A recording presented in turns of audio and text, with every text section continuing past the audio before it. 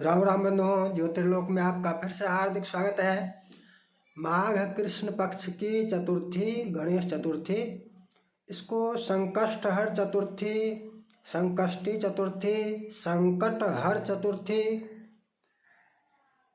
तिल चतुर्थी या तिला चतुर्थी, इन नामों से भी जाना जाता है। पुराणों में इसे संकष्टहर चतुर्थी बताया गया है। उसी का संकटहर, उसी का नाम है। संकष्टी भी उसी को संक्षेप में करके कह दिया जाता है, बोला जाता है। एक ही है, बोलचाल में संकटहर बोल देते हैं, संकष्टहर है। आज हम संकष्टहर गणेश चतुर्थी के विधि विधान को ही समझेंगे। आज 16 जनवरी है और कल संकष्टहर चतुर्थी है। तो इस वीडियो में अभी हम संकष्टहर चतुर्थी के विधि विधानों की चर्चा करेंगे। यदि पहली बार हमारे चैनल पर आए तो चैनल को सब्सक्राइब कर लीजिए, वीडियो को लाइक कीजिए, यथासंभव मित्रों के साथ साझा करने का भी प्रयास कीजिए। आइए चर्चा पर आते हैं। चर्चा पर आने से पहले हम आपको ये बता दें कि हमारी चर्चा तो आरंभ ही वहाँ से होती है जहाँ पर सामान्य चर्चा समाप्त हो जाती है। यानी सामान्य रूप से जो धूप के बाद दीप, पाद के बाद अर्घ्य, अर्घ्य के बाद आचमन, आचमन के बाद स्नान, पंचामृत, शुद्धोदक, वस्त्र, यज्ञोपवीत, ये सब सामान्य चर्चा होने के पश्चात की जो चर्चा है वो चर्चा हम यहाँ पर करेंगे। वैसे विशेष चर्चा जिसकी जानकारी नहीं हो उसमें मैं प्रारंभिक चर्चा करता हूँ। जैसे एक अगली वीडियो जो होगी वो पृथ्वी की तीसरी गति के बारे में होगी। पृथ्वी की तीसरी गति आप जानते हैं? नहीं, पृथ्वी की तीसरी गति भी होती है और अगली वीडियो में पृथ्वी की तीसरी गति के बारे में जानकारी दी जाएगी और शीघ्र ही आपको मिल जाएगी। लेकिन वो प्रारंभिक चर्चा है, वो सामान्य चर्चा है, उस पर विशेष चर्चा हम नहीं कर सकते हैं। और यहाँ ये कर्मकांड के विषय जो हैं, ज्योतिष के जो विषय हैं, इस पर हम गंभीर चर्चा करना चाहते हैं। सामान्य चर्चा जहाँ पर समाप्त हो जाती है वहाँ से हमारी चर्चा आरंभ होती है। संकष्टहर का तात्पर्य सीधा सीधा है कि संकट के देवता स्वयं भगवान गणेश हैं। विघ्नों के देवता, संकट के देवता भगवान गणपति ही हैं। और गणपति यदि प्रसन्न होते हैं तो संकटों को हर लेते हैं, विघ्नों को हर लेते हैं, उसका निवारण कर देते हैं। और यदि अप्रसन्न होते हैं तो विघ्न उत्पन्न हो जाता है, विघ्नों को उत्पन्न कर देते हैं, संकट उत्पन्न होने लगते हैं। और ऐसा है कि यदि कोई सभी विधियों से, सभी प्रकार से संकटों से, विघ्न बाधाओं से घिरा हुआ रहता है तो उसके लिए गणपति की उपासना सबसे अधिक आवश्यक होती है। गणपति की उपासना लाभकारी होती है। तो संकट जिसके ऊपर हो उसके लिए तो लाभकारी है ही, लेकिन ऐसा कौन न जिसके ऊपर संकट नहीं है? ऐसा कौन है जिसके ऊपर संकट नहीं होता है, जो संकटों में नहीं घिरता है? सभी संकटों में फंसते हैं, सभी संकटों में घिरते हैं। इसलिए सबके लिए भगवान गणपति की उपासना विशेष लाभकारी होती है। और ये माघ कृष्ण चतुर्थी जो है, इसका नाम ही संकष्टहर गणेश चतुर्थी है। इसलिए संकट निवारण के लिए इस दिन के व्रत का, इस दिन की पूजा का विशेष महत्व हो जाता है। इस पूजा का विशेष विधि विधान भी है। सभी पूजाओं की कुछ विशेषता होती है और उसमें कुछ अतिरिक्त नियम जुड़े रहते हैं। भगवान गणपति की पूजा में 2 वस्तुओं की विशेषता होती है, एक दूर्वा और दूसरा मोदक, लड्डू। 2 विशेष वस्तु होती है। माघ की चतुर्थी में लड्डू जो होता है वो तिल का होता है, ये विशेषता है, तिल का लड्डू। और संख्या भी निर्धारित है, ये नहीं कि जितना मन हुआ बना लिए। संख्या निर्धारित है 10 लड्डू किस मोदक की संख्या 10। किस वस्तु का मोदक? तिल का मोदक। दूर्वा की संख्या निर्धारित है, दूर्वा की संख्या भी निर्धारित है। 21 दूर्वा एक बार में अर्पित करने के लिए, ये अलग से अर्पित विशेष पूजा में कर सकते हैं। सामान्य पूजा में एक अलग से नहीं न करके केवल दूर्वा युग्म ही 21 बार दिया जाता है। यदि दूर्वा युग्म 21 बार देते हैं तो वहाँ पर कितनी दूर्वा आवश्यक होती है? 42। अतिरिक्त जैसे नैवेद्य में देने के लिए और अलग से चढ़ाने के लिए अलग से दूर्वा लगेगा। 42 दूर्वा की आवश्यकता होती है विशेष 21 नामों से पूजा करने के लिए। 21 नामों से भगवान को, गणपति को 2-2 दूर्वा एक नाम से देने का विधान है। ये एक विशेषता है। इसके साथ 21 लाल फूल भी 21 संख्या की विशेषता है इसमें। 21 लाल फूल चढ़ाने की, मंत्र तो है ही, मंत्र से ही चढ़ाना है, मंत्र तो है ही। 21 संख्या की विशेषता है। अब फूल पत्ते इत्यादि की जब चर्चा आती है तो आगे की जो चर्चा सामान्य से हट कर है, जहाँ पर सामान्य चर्चा समाप्त हो जाती है, वहाँ से जो आरंभ हो रही है वो ये है कि पूजा में कोई भी वस्तु जो भगवान को अर्पित करना है वो शुद्धतम हो, शुद्धतम हो। समिधा, पत्र, पुष्प इत्यादि जो होते हैं ये क्रय नहीं किए जाते हैं, ये उपलब्ध स्वयं ग्रहण किया जाता है, ढूंढ कर लाया जाता है। पत्र, पुष्प, समिधा इत्यादि जो होते हैं, जैसे हवन करते हैं तो हवन में मार्केट से नवग्रह लकड़ी जो खरीद उसका नाम समिधा है, वो निषेध है, उसका निषेध है। पहली बार जान रहे हैं कि समिधा का, खरीदे हुए समिधा का, क्रय किए हुए समिधा का, कृत समिधा का, उससे हवन निषेध है। समिधा उपलब्ध करना चाहिए, स्वयं उपलब्ध करे, उससे करे। पत्र पुष्प में भी यह नियम है। समिधा का नियम पत्र पुष्प के लिए भी प्रभावकारी है, किंतु एक विशेषता यहाँ पर है। कृत पुष्प कौन सा होगा, कृत पत्र कौन सा होगा? जो दुकान से खरीद कर लाए हैं वह कृत होगा। माली से जो फूल लेते हैं और उसको जो पारितोषिक प्रदान करते हैं कभी कभी जाकर, ये नहीं कि वो प्रतिदिन करते हैं, वो विशेष अवसरों पर दिया जाता है, वह कृत की श्रेणी में नहीं आता है। समिधा माली भी दे सकता है, पुष्प पत्र माली से ले सकते हैं, वह कृत की श्रेणी में नहीं आएगा। लेकिन दुकान से जब आप लाते हैं वह कृत होता है, खरीदा हुआ होता है, उसका निषेध है। ये विशेष बात हो गई। नैवेद्य में भी अत्यधिक शुद्धता आवश्यक है। कोई भी पूजा हो, किसी भी देवता की पूजा कर रहे हैं, वहाँ पर जब नैवेद्य भगवान को भोग लगाते हैं, उस भोग लगाने वाली वस्तु में का भी विशेष रूप से शुद्ध होना अनिवार्य होता है। अब थोड़ा सा ध्यान कीजिए, छठ पूजा में जो आप या कोई भी विशेष महोत्सव जहाँ होता है उसमें स्नान आदि करके तब निर्माण बनाते हैं, पाक करते हैं। चाहे कोई भी पकवान बना रहे हैं, बहुत सारे पकवान बनाए जाते हैं, वो नैवेद्य ही होता है। जितने पकवान बनाए जाते हैं वो नैवेद्य ही होता है, वो भोग ही लगाया जाता है। लेकिन स्नानादि करके पवित्र होकर बनाया जाता है। नैवेद्य की वस्तु स्वयं बनानी चाहिए। जो भगवान को भोग लगाना है वो स्वयं बनाए, वो खरीद कर नहीं, मार्केट से, बाजार से, दुकान से नाना प्रकार के मिष्ठान्न लाना।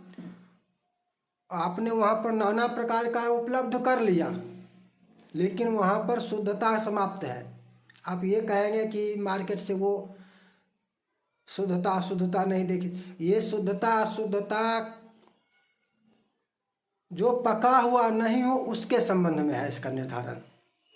चावल, अन्न सीधा अन्न, कच्चा अन्न लीजिए, कच्चा अन्न, चावल हुआ, दाल हुई, इसके संबंध में है। पके हुए चावल के संबंध में ये नियम नहीं है। मिष्टान्न के संबंध में तो और भी नियम है कि आप छेना की जो मिठाइयाँ होती है, छेना वाली मिठाइयाँ, वो तो भोग लगाना ही नहीं चाहिए। छेना से बनी जो रसगुल्ला इत्यादि होती है वो तो भोग लगाने के योग्य ही नहीं होता, वो देवता को अर्पित ही नहीं करना चाहिए। देवता को अर्पित जो किया जाता है वो खोया से बनी मिठाई दी जा सकती है, लेकिन वो स्वयं बनाए। पेड़ा स्वयं बना सकते हैं घर में, पेड़ा स्वयं घर में बना सकते हैं। तिल का लड्डू स्वयं बना सकते हैं। तो ये विशेषता है, ये विशेष नियम है। और आपको सबने ये तो सिखाया होगा, ये तो बताया होगा कि भाई बिना पंडित के स्वयं कैसे ये पूजा करें, स्वयं कैसे ये काम करें, स्वयं कैसे गृह प्रवेश करें, स्वयं कैसे श्राद्ध कर लें, सब कुछ स्वयं बिना पंडित के स्वयं कैसे हवन कर ले, सब कुछ बताया जाएगा। लेकिन जो विशेष महत्वपूर्ण तथ्य है वो नहीं बताया जाएगा,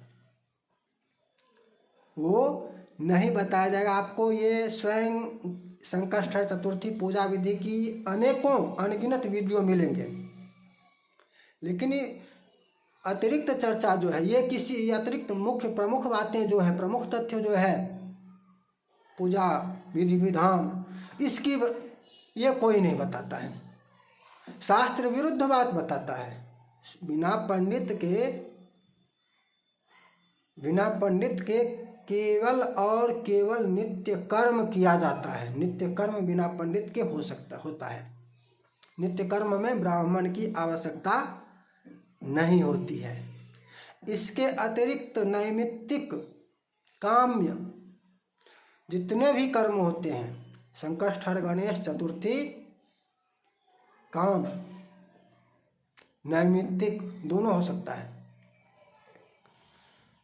और शांति कर्म हो, पौष्टिक कर्म, बिना ब्राह्मण के कोई भी कर्म नहीं हो सकता है। सभी कर्मों में ब्राह्मण अनिवार्य है। और अनिवार्य में भी कौन से ब्राह्मण अनिवार्य हैं ये भी जान लीजिए। अनिवार्य में भी अब तो कह रहा है कि जिसने पढ़ लिया, सीख लिया, जो करा सकता है वो पंडित हो जाएगा, वो पुजारी बन सकता है, ऐसा किया जा रहा है। नहीं, पहले भी चर्चा कर चुका हूँ, ब्राह्मण में जन्मजात होना भी अनिवार्य है। क्यों? चर्चा विशेष बड़ी चर्चा पहले की जा चुकी है, अभी संक्षेप में बता देते हैं। 84 गुण होते हैं, 84 कलाएं होती है। ये गुणों को समझें, शरीर को समझें तो शरीर में 84 कलाएं होती हैं और इसमें 56 कलाएं जन्मजात मिलती है। 56 कलाएं जन्मजात प्राप्त होती है। 28 कला अर्जित की जाती है। 28 कला संस्कार इत्यादि से अर्जित मिलता है, प्राप्त होता है। तो जिसने पढ़ लिया उसने अधिकतम मान लिया हमने कि उसने सीख लिया, पढ़ लिया, हमसे अच्छा करा सकता है, हमसे बहुत अच्छा करा सकता है। हम जिस प्रकार से वेद पाठ नहीं कर सकते हैं, हमसे अच्छा वेद पाठ कर सकता है, मान लेता हूँ। जन्मजात नहीं है, 56 कला उसमें कम है। उसके पास अधिकतम कला कितनी है? 28। मैं मान लेता हूँ बहुत बड़ा मूर्ख हूँ। मैं नहीं जानता हूँ, मैं नहीं जानता हूँ, मैं वेद पाठ नहीं कर सकता, मैं कथा नहीं पढ़ सकता, मेरे शुद्ध नहीं पाठ कर सकता, जो भी हो। मेरे पास 56 कला है, 28 कला से रहित हूँ। 28 कला कम हो सकती है, 56 कला फिर भी है। उससे कितना अधिक है? उससे दुगुना फिर भी है। फिर भी यदि मूर्ख भी हो जन्मजात ब्राह्मण, फिर भी जिसने पढ़ लिया, खूब पढ़ लिया, जितना पारंगत हो गया, फिर भी उससे दुगुना श्रेष्ठ होता है जन्मजात जो है सो, मूर्ख होने पर भी। और ये कोई बनावटी बात नहीं है, ये शास्त्रोक्त, शास्त्र से है, शास्त्रोक्त चर्चा है। आवश्यकता, अनिवार्यता जो मैं कह रहा हूँ वो अब इस गणेश चतुर्थी व्रत कथा में ही आपको इसकी अनिवार्यता सिद्ध हो जाएगी। यहाँ पर आपको प्रमाण में दे रहा हूँ, दूंगा कि ब्राह्मण अनिवार्य हैं, बिना पंडित के नहीं होता है। बिना पंडित के कोई भी व्रत, पूजा पाठ, कर्म काम कांड जो नित्य कर्म को छोड़कर नहीं होता है। ब्राह्मण की अनिवार्यता सब में होती है। और जो लोग, मैं तो यहाँ प्रमाण देकर अभी चर्चा करूँगा, जो आप सर्च कीजिए, ढूंढिए स्वयं कैसे करें, स्वयं कैसे करें, स्वयं कैसे करें बिना पंडित के, बिना पंडित के। आप लोगों का काम है उन सब के वीडियो में जाके कमेंट कीजिए, वो कमेंट करके मांगिए कि इसका प्रमाण दो कि बिना पंडित के हो सकता है, बिना पंडित के किया जा सकता है, बिना ब्राह्मण के किया जा सकता है, इसका प्रमाण दो। कहाँ पर प्रमाण है कि बिना ब्राह्मण के ये व्रत किया जा सकता है, बिना ब्राह्मण के ये पूजा किया? प्रमाण दो, प्रमाण मांगिए। ऐसे लोगों को जब तक आप नहीं प्रमाण मांगेंगे तब तक ये लोग नहीं मानेंगे। ये लोग सनातन द्रोही हैं, शास्त्र द्रोही हैं, ब्राह्मण द्रोही हैं। इनकी बात मानने में पुण्य कहाँ, इनकी बात को मानना ही अंधविश्वास है। ये लोग जो बता रहे हैं स्वयं कैसे करें, स्वयं कैसे कर ले, स्वयं कैसे बिना पंडित के, ये लोग अंधे हैं। और इनकी बात मानना, इन पर विश्वास करना ही अंधविश्वास है। अंधविश्वास की भी विस्तृत चर्चा मैं पहले कर चुका हूँ। सर्च कर लीजिए, वीडियो प्लेलिस्ट में जाकर वहाँ पर देख लीजिए, मिल जाएगा वीडियो। इनकी बात के, इनके कहे अनुसार यदि पूजा पाठ करते हैं तो उसमें शुभ फल की तो गारंटी नहीं है, अशुभ फल उसका हो सकता है। क्योंकि ये आप सनातन द्रोहियों की बात मान रहे हैं, शास्त्र द्रोहियों की, जो शास्त्र के विरुद्ध बात कर रहा है उसकी बात मान रहे हैं। इसलिए ऐसे लोगों की बात मानना तो नहीं है चाहिए। उससे पूछिए, प्रमाण दो, प्रमाण कहाँ है, कहाँ से बोल रहे हो, किस पुस्तक से, तुम किस ग्रंथ का बात। जैसे मैं अभी बताऊंगा, ये नारदीय पुराण का है। ये देखिए पुस्तक, अभी पुस्तक जो है ये वर्षकृत्य है, हो सकता है आपको उल्टा भी दिखे। ये वर्षकृत्य है, मिथिला देशीय वर्षकृत्य है, रामचंद्र झाकृत संपादित। और इसमें माघ मास के कृष्ण पक्ष की चतुर्थी की कथा भी यहाँ पर है, यहाँ पर देख लीजिए। यहीं पर प्रमाण भी है, हम अभी इसको इसी को पढ़ेंगे पर आपको बताएंगे। तो उनसे पूछिए कि बिना पंडित के नहीं होता, ये कहने वाले प्रमाण दे रहे हैं। तुम कह रहे हो बिना पंडित के हो सकता है, इसका प्रमाण दो। और कुछ मत पूछिए, लेकिन इतना पूछिए कि इसका प्रमाण दो, इसका प्रमाण क्या है, कहाँ पर है। ये नारदीय पुराण से है। क्या है? सबसे पहले मोदक का प्रमाण, 10 संख्या बोला हमने मोदक के लिए। मोदकान कारयन मातस तिलजान दस पार्वती। गणेश जी अपनी माता को ही कथा कह रहे हैं और कह रहे हैं कि मोदकान कारयन माता, हे माता, तिलजान 10 पार्वती, है पार्वती माते, 10 मोदक बनाए, तिल का, तिल के 10 मोदक बनाए। और क्या करे, और क्या करे, अब आगे समझिए। देवाग्रे स्थापयित पंच, 5 देवता को अर्पित करे। पंच विप्राय कल्पयित, 5 ब्राह्मण को दे, 5 मोदक ब्राह्मण को दे। इसमें ये इसका हो जाता है कि 10 अर्पित कर दे, 10 में से 5 ब्राह्मण को दे दे और 5 स्वयं रखे, स्वयं के लिए रखे। समझ गए। इसी तरह अन्य सिद्धि विनायक आदि में 21 का विधान है। 21 में से 10 ब्राह्मण को दे, 10 स्वयं ले, 1 गणपति के पास छोड़ दे। यहाँ पर ब्राह्मण की आवश्यकता तो समझ गए, एक आवश्यकता ब्राह्मण की है, बिना कर्म करने के नहीं होगा। अब दूसरी बात देखिए, पूजयित्वा तु तम विप्रम भक्ति भावेन देववत। यहाँ पर है प्रमाण, देख लीजिए। पूजयित्वा, सभी प्रमाण यहीं पर है, स्क्रीनशॉट ले सकते हैं। यदि सीधा दिख रहा हो तो हमको लगता है उल्टा दिख रहा होगा, स्क्रीनशॉट लेना हो तो ले लीजिए। स्क्रीनशॉट लेने के लिए यहाँ दिखा रहा हूँ, आपको यहाँ मिल जाएगा। यहीं पर है कि पूजयित्वा तु तम विप्रम, उस ब्राह्मण की भी पूजा करे। कैसे? भक्ति भाव से, देववत, देवता के समान ही। जिस प्रकार से गणपति की पूजा की, भगवान की पूजा किए, उसी प्रकार से, उसी भावना से, उसी श्रद्धा से, उसी भक्ति से ब्राह्मण की भी पूजा कीजिए। अब यहाँ पर तो व्यक्ति पूजा नामक